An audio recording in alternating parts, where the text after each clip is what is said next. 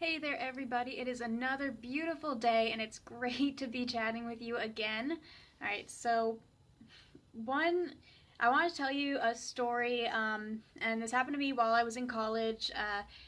I'm a biology buff. I don't know if you know this. Like when I was a kid, I actually wanted to be like a paleontologist, and when I was in university, I actually minored in botany. So I'm really into biology and science.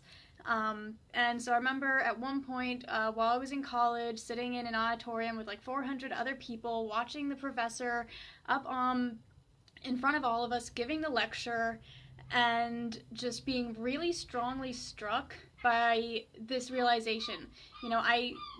She was speaking really passionately, and she clearly knew exactly what she was talking about, but she wasn't teaching it well. Like, the main reason that I understood what she was talking about is because I'd kind of known it before. Thankfully, I took a lot of like AP courses, um, and like I've had really phenomenal teachers, and that was kind of the first time that I've ever truly realized that you can be absolutely amazing at something and not be able to teach other people, like not necessarily be able to pass that skill on. And I think from talking to other students, I think she's better in like the higher level courses, but that was like an intro, so she was like really kind of trying to reach way below her current level of expertise, which is probably part of the problem. But no, it was a pretty big moment for me. Um, and I think it's really important to realize, like, for coaches specifically, and also if you're considering a coach, this is something that's good for you to know. So I've seen a whole lot in the kind of the coaching industry, the coaching community, this message of like coaches only need to be like 1 or 2 or 10 or however many steps ahead of someone. And I understand the sentiment of it. Like, it's supposed to be kind of a confidence booster for people who are just getting into it. And I don't disagree with that. Like, I don't believe in artificial boundaries. I don't think that you need to be like a multimillionaire or like spend a decade training or anything like that to be a good coach. Um, but it's more than just being ahead of your clients. Being a good coach is really about the results that your clients get. So and that's for people who are considering a coach, that's something you really want to make sure that you're aware of. Because there are coaches out there and consultants who, like, they personally have a friggin' amazing story, but they haven't gotten those results for other people yet. And so when a coach only really talks about the results they've gotten themselves and like never mentions their clients, that's kind of a reason to be like, okay, but what have you done for your clients?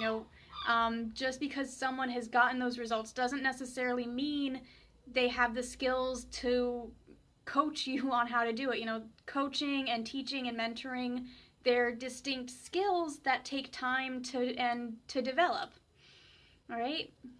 Um, and if a coach talks a lot about their own experience, like don't automatically write them off or anything. But yeah, make sure before you hire a coach that they can actually talk about the results they've gotten other people, and not just like, oh yeah, here's the results I've gotten.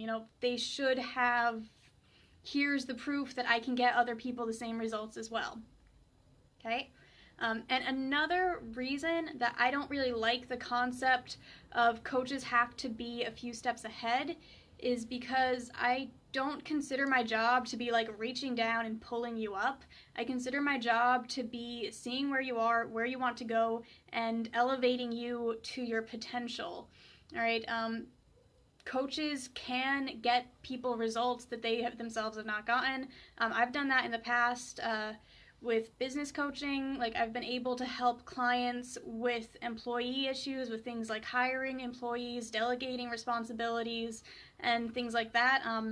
Employees, it's kind of a sticky area for some people, and I've personally never had employees. I'm not at a place in my life or my business where I want that. If I need to kind of outsource or get other help, I'm happy to bring in like an independent consultant, and which generally it means paying more per project, but It also means less responsibility on me, and this isn't like, oh, go one way or the other, but the point is that I've had clients who were building businesses different from the ones that I've built myself, and I was still able to help them get results.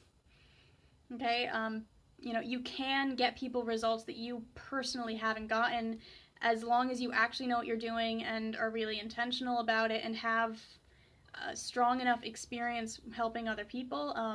Also, another kind of story, this one's a little bit funny, but as you might know, before I was really doing the business coaching, I did a whole lot of like life coaching and volunteer work around that and such. And so I'm still not entirely sure how, but I ended up working with a lot of single mothers. And now I have never been a single parent myself. My parents are divorced, and I've known other kids of divorced and some divorced parents. But that's not the same thing as like me personally being a single parent. And yet I was able to help them with that transition, with that journey, with figuring out how to like find their new support network, how to navigate, being a single parent, and how to navigate a good co-parenting relationship and all of that. Even though those were all things I'd never personally done, I was still able to really effectively help people get those results. Okay? The most important thing, at least in my opinion, when you're getting a coach is that they can get you the results, all right?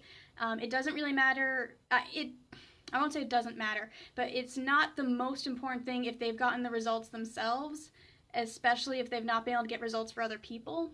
And also, if you find a coach that like you just really deeply resonate with, and you being like around your coach should make you feel really positive and uplifted. And so if you find someone who's like that, even if they've not necessarily gotten exactly the results you're looking for, that could be a really good relationship. However, you should also absolutely bring that up, raise the concerns, and make sure that the coach is also confident that they can help you get the results, and that you're not going to be wasting your time or your money. All right? Okay, so thank you again so much for joining me. It's been great doing these. Have an absolutely wonderful day. I hope that the weather is as gorgeous there as it has been here.